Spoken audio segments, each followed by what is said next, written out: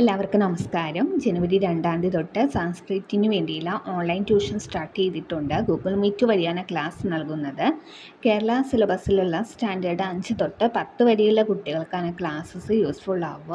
അപ്പോൾ ജോയിൻ ചെയ്യാൻ ആഗ്രഹിക്കുന്നവർ 9846770380 എന്നുള്ള നമ്പറിൽ കോൺടാക്റ്റ് ചെയ്യാവുന്നതാണ്. ഇന്ന് നമ്മൾ ക്ലാസ് 10 ചാപ്റ്റർ 3 അടുത്ത പാരഗ്രാഫാണ്. നോക്കിക്കോളൂ.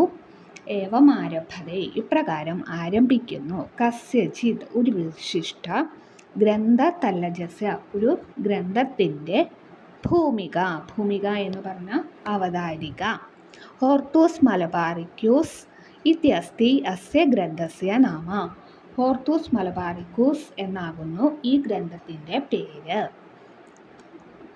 ഗ്രന്ഥേ അസ്മിൻ, ഈ ഗ്രന്ഥത്തിൽ മലബാർ പ്രദേശേഷു വിദ്യമാനാനാം, മലബാർ പ്രദേശങ്ങളിലുള്ള പ്രസിദ്ധങ്ങളായ പ്രമുഖാനാം സസ്യാനാം വൈശിഷ്ട്യം പ്രതിപാദയതി.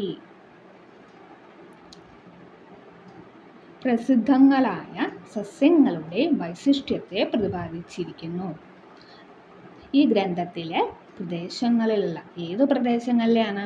മലബാർ പ്രദേശങ്ങളിലുള്ള പ്രസിദ്ധങ്ങളായ സസ്യങ്ങളുടെ വൈശിഷ്ട്യം പ്രതിപാദിച്ചിരിക്കുന്നു.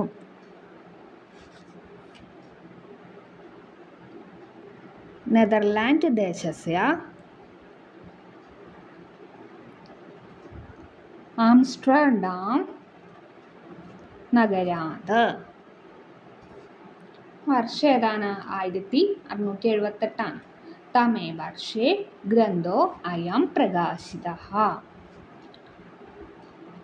അപ്പം നെതർലാൻഡ് ദേശത്തിലെ ആംസ്റ്റർഡാം നഗരത്തിൽ നിന്നും 1678 വർഷത്തിലാണ് ഈ ഗ്രന്ഥം പ്രകാശിപ്പിക്കപ്പെട്ടു.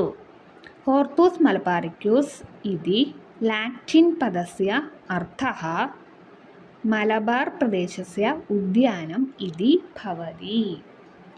അപ്പോൾ ഹോർത്തൂസ് മലബാറിക്യൂസ് എന്ന ലാറ്റിൻ പദത്തിൻ്റെ അർത്ഥം എന്ന് പറയുന്നത് മലബാർ പ്രദേശത്തിൻ്റെ ഉദ്യാനം എന്നാകുന്നു.